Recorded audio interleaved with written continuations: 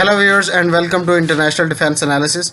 Viewers, आज की defence updates में हम आपको अपडेट करेंगे बेलारूस के सरफेस टू एयर मिसाइल्स के हवाले से। इसके अलावा आपको बताएंगे इंडियन आर्मी के एमुनेशन स्टोरेज टनल्स के बारे में, और थर्डली आपको अपडेट करेंगे चाइनीज टाइप 55 डिस्ट्रॉयर्स के हवाले से होने वाली लेटेस्ट डेवलपमेंट के बारे में। लास्ट में आपको अपडेट करेंगे पाकिस्तान के F-16 के बारे में। So let's start. Viewers, Belarus ने surface to air missile unveil किया है और ये बेलारूस की locally developed surface to air missile है, और इसके बारे में बेलारूस की डिफेंस इंडस्ट्रियल ग्रुप TSP ने ये डिटेल्स शेयर की हैं कि BUK surface to air missile जो कि 130 किलोमीटर तक अपने हदफ को डिटेक्ट करने की सलाहियत का हामिल है, उसकी बाकायदा प्रोडक्शन शुरू कर दी है और अनकरीब ये बेलारूस की आर्मी के हैंड ओवर कर दिए जाएंगे। इसके साथ साथ आपको बताएंगे चाइनीज नेवी ने रिसेंटली होने वाली 70th people liberation army navy की एनिवर्सरी के मौके पे टाइप 55 डिस्ट्रॉयर्स अनवील की हैं। याद रहे कि टाइप 55 डिस्ट्रॉयर्स चाइना ने सिमल्टेनियसली 2017 में लॉन्च की थी और ये 2019 से नेवी में इंडक्ट कर दी गई हैं। इन डिस्ट्रॉयर्स की खास बात इनका 112 सेल्स पर मुश्तमिल वर्टिकल लॉन्च सिस्टम है, जिसके तहत ये different surface to air missiles, anti ship cruise missile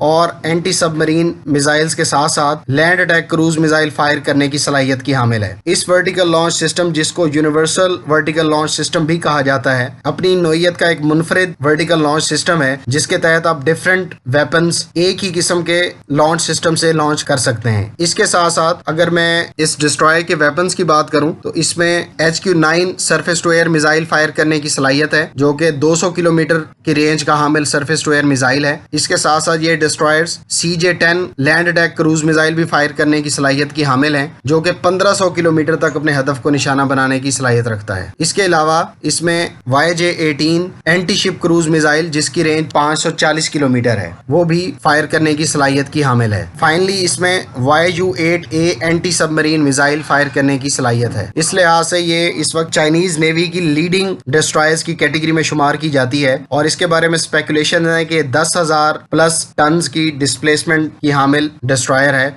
जो इस वक्त चाइनीज नेवी के जेर इस्तेमाल है। थर्डली आपको अपडेट करेंगे कि इंडियन आर्मी ने एक लोकल कंपनी के साथ MoU साइन किया है, जिसके तहत इंडियन आर्मी के लिए ये company 4 different ammunition storage tunnels build करेगी। इसमें से 3 टनल्स चाइनीज बॉर्डर के साथ होंगे, जबकि चौथी टनल पाकिस्तान के साथ मुल्लिका बॉर्डर पर बनाई जाएगी, और ये टनल्स तकरीबन 175 से 200 टन एमुनिशन स्टोर करने की कैपेसिटी की हामिल होंगी। याद रहे कि इस MoU पर इंडियन आर्मी 2.14 मिलियन $US खर्च करने जा रहा है। लास्टली आपको अपडेट करेंगे कि US ऑफिशियल्स ने इंडिया की तरफ से की जाने वाली पाकिस्तानी F-16 के हवाले से की जाने वाली रिक्वेस्ट को रिजेक्ट कर दिया है, और US अथॉरिटीज ने ये कहा है कि ये पाकिस्तान और US के दरमियान बायलैटरल इशू है, लिहाजा यूनाइटेड स्टेट्स किसी भी किस्म की पाकिस्तानी F-16 की डिटेल्स इंडिया के साथ शेयर नहीं करेगा। उम्मीद है इस वीडियो से आपकी इन्फॉर्मेशन में इजाफा हुआ होगा। आप हमारे चैनल को सब्सक्राइब करें और बेल आइकॉन प्रेस करें ताकि आपको हर आने वाली वीडियो का नोटिफिकेशन मिलता रहे।